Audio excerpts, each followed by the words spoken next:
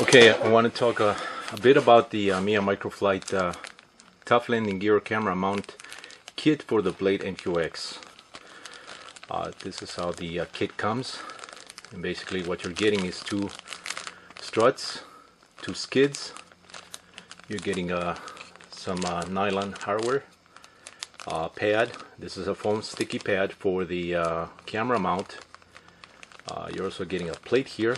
This is not a thick plate. This is a very thin fiberglass G10, otherwise called G10 plate, which is also lightweight, and it's been perforated strategically to fit the and adapt to the underside of the stock Blade mQX frame. You also get some long nylon bolts, some rubber straps, and some additional parts such as nuts and some clips, as I said before. Basically, this encompasses the kit for the Mia TUFF landing gear camera mount for the Blade mQX.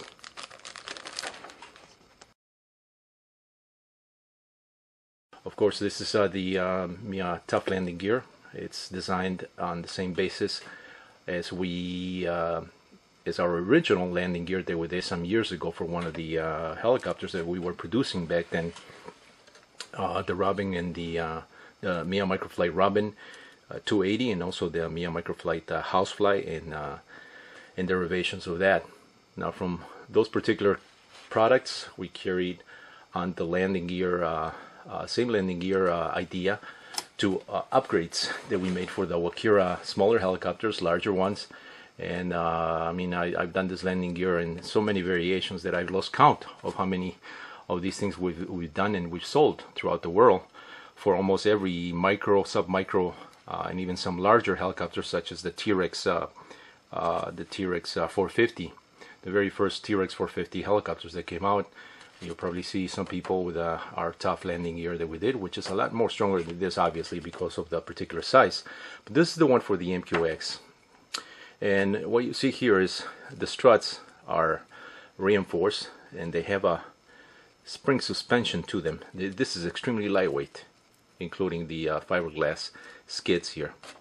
Now, in the kit, you're going to get slightly different skids. What I did is I redesigned the skid to include this particular section here, also at the rear.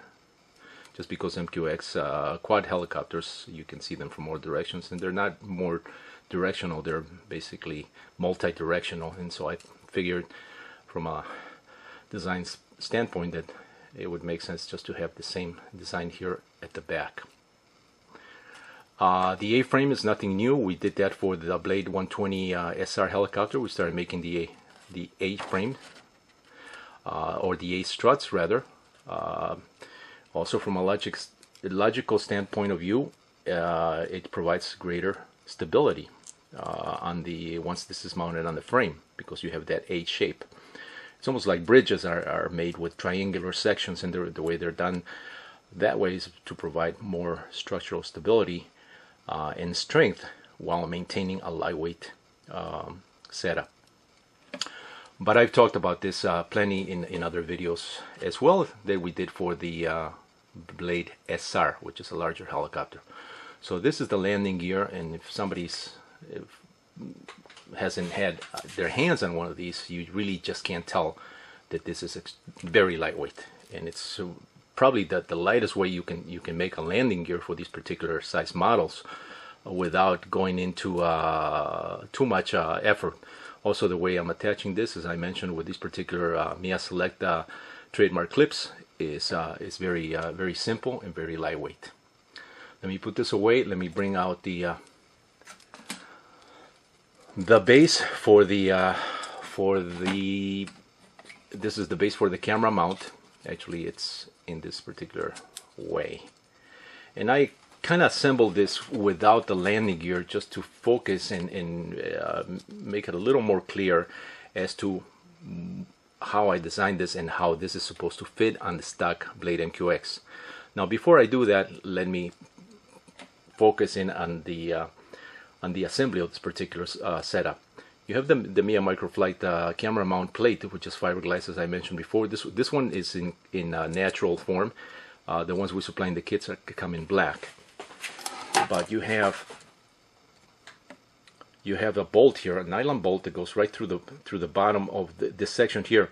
In the actual installation, you need to put that bolt through the bottom of the clip that attaches to the struts of the landing gear. But for simplicity, I did this so that you can see more in detail the installation of these nuts. The way this is installed is you have the bolt, you have a nut that secures the bolt to the plate, and you have another nut that acts as a spacer. This is the lightest way you can do a spacer here without going into too many parts and too many thick materials and etc. But this is a very simple way of doing a floating spacer. I call these floating spacers, is to put a nut as a spacer, and you can adjust the spacing as well. So it's got a nice feature that you can adjust the spacing to suit the particular application needs, and it makes for a very lightweight setup. Okay, so this is the way this particular setup is installed.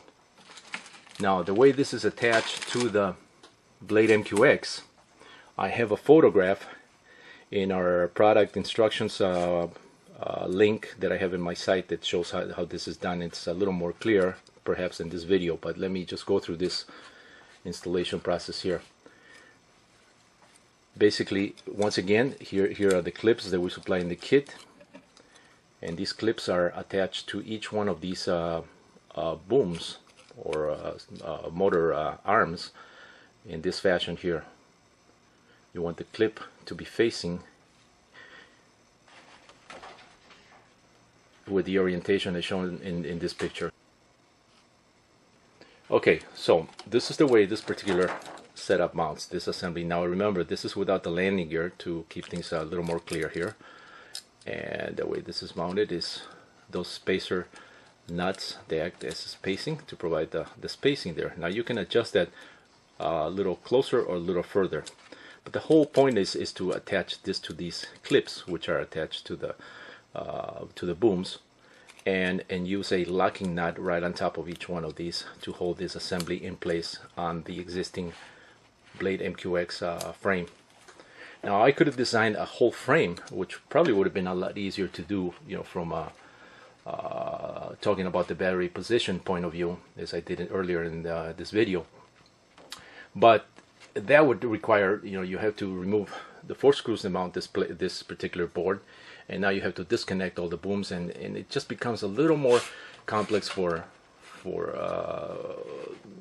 more people, and more people just prefer something that's nice and simple and it's quick. And I thought this particular setup that we're providing offers that option. Okay, so once again, with the camera mount installed, and I omitted the landing gear here for simplicity and just for clarity, you can still mount the stock battery or a similar size battery such as this one here. This is a 10 energy battery, which is about 500 milliamp hour, but it's basically the same size as the original stock battery, and you can still insert the battery in the pocket that it's part of the existing stock frame. Now, I don't know if this video will capture, but you can see that that bolt is on the side of the on the side of this particular arm here, and so that allows a little more room for the battery to go in. You're still going to hit the bolt there, but it's not a problem if you have installed the parts as per the instructions that I have in my site and in this video, and you're following these videos here. So that is one option that I was talking about before. This is the original option, the way I designed this originally to work, and just because of we can't relocate this particular battery mount or battery cage bracket on the stock frame, because that's part of the it's molded part of the stock support here. So you can still insert the battery. Yeah, it's probably going to be, if you have thicker hands, you're probably going to have a little issue there, especially with the canopy on top. but it's not a big thing. You can still insert the battery, you can still connect it in the back, or you can install it the other way, I believe it is, but either way you can insert the battery. You can still insert it, and it's not really a problem, okay?